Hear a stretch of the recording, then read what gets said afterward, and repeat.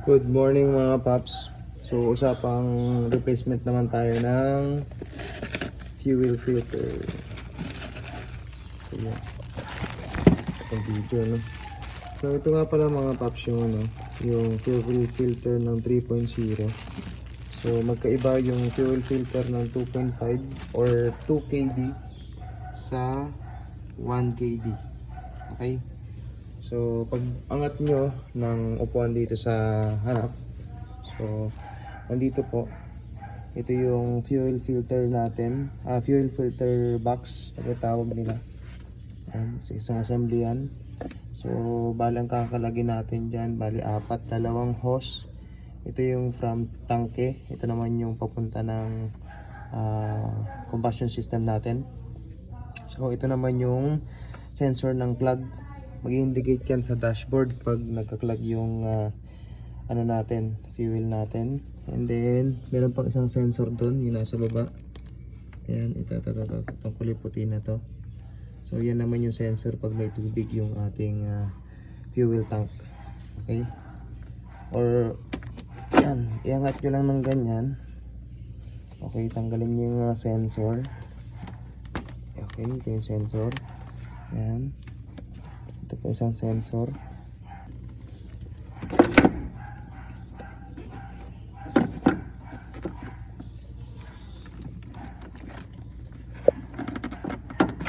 Ayun. Tanggal na. Okay. And then ito naman. Tanggalin natin ito.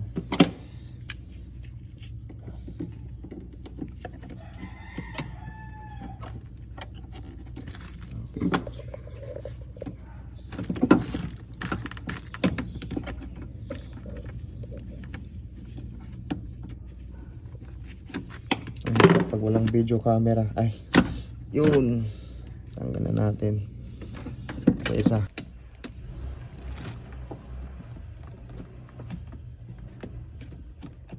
Ayun, tanggalan natin. Ayan na siya. Okay, yan. So ito na yung assembly natin. Okay, yan, nakikita nyo, tumutulo yan. Okay, punong-puno ng diesel, no? Kailangan na natin linisan to mga paps. Yan, kailangan natin linisan dahil marumi na.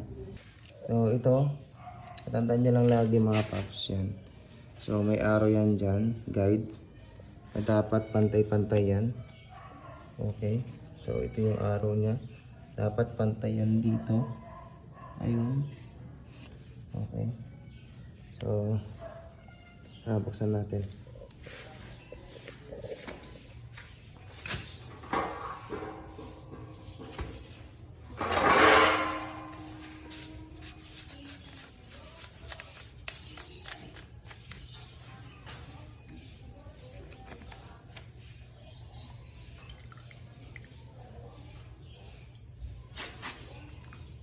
So ito na siya mga paps, no? Maruming-marumi na. Yan. Maruming-marumi na to. So kailangan lang natin linisan. Yan.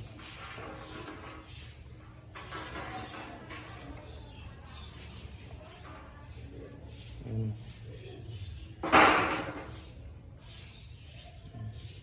Nice. Very good. Marami na to. Pero yung iba talaga, makikita nyo mga paps, pag nagpapalit sila, tumutulo talaga yung dumi. So ito naman, every 10,000 kilometers kasi tayo nagpapalit. So sinasabi natin siya sa change oil. So yan, pwede pa pero kailangan na palitan.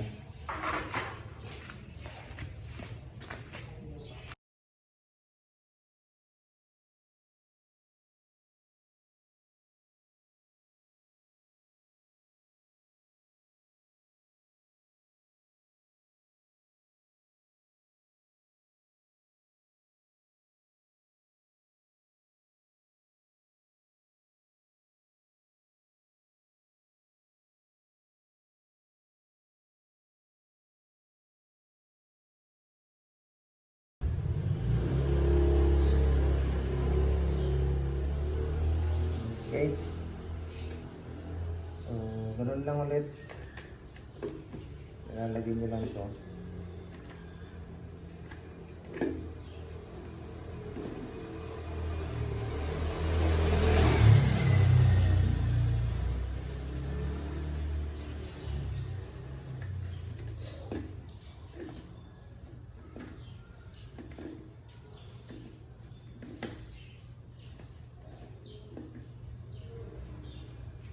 So may markings yan. Pagbabalik nyo na, meron itong arrow dito. Yan. Kita nyo yung arrow na yan. Arrow. Dapat tapat yan dito. Sa arrow sa taas. Yan, yan. Yan. Dapat tapat yan. Magkatapat. Okay? So, balik na natin.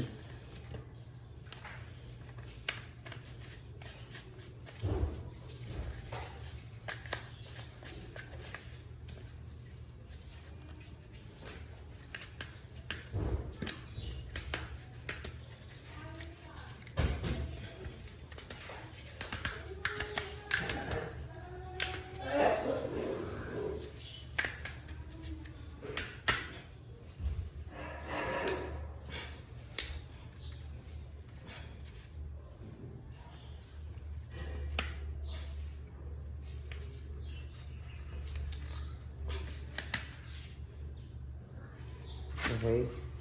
So, ito na mga paps, no. Kung makikita nyo, arrow dito. Tapos may arrow dito. Yan. Ito. Arrow din dyan. Then, tapat-tapat din dito. So, okay na mga paps. Tapos na. Kapitan natin. Let's go. So, kapitan natin siya mga paps. Yan. Nilinis naman na to. Okay. Ang pagkakabit, syempre, nahin natin yung sensor. Ito. Linisan lang natin. Ayan. Okay, kabit na natin siya. Okay. Second, itong hose.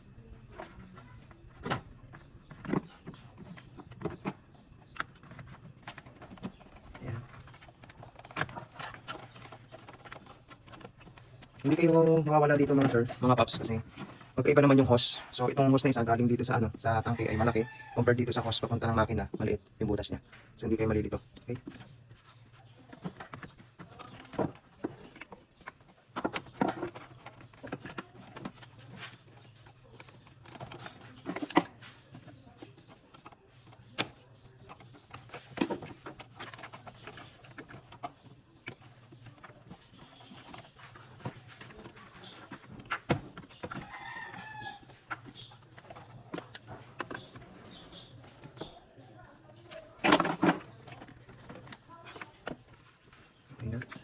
And then, pasok lang natin siya dito.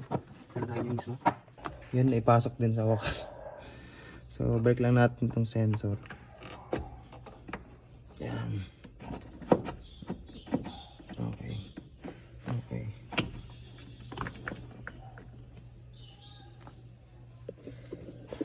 So, yun na nga mga paps. Okay na. Nilagyan na natin. Nakapagpalit na tayo ng bagong fuel filter. So, try naman natin siyang pantarin ngayon.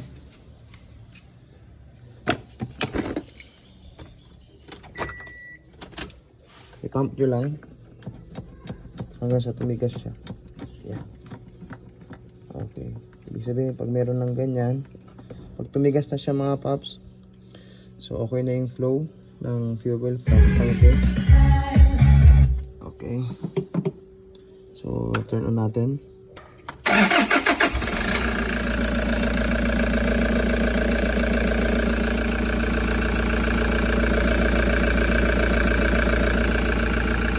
Okay na mga paps, napandaran natin. All goods. Balik na tayo. Okay na. Ayan. So, thank you sa panonood mga paps. Sana nakatulong sa inyo. Hope na sana nakatulong ako sa inyo. Ayan. Nang kahit konting idea lang sa pagpapalit ng fuel filter. So, thank you mga paps.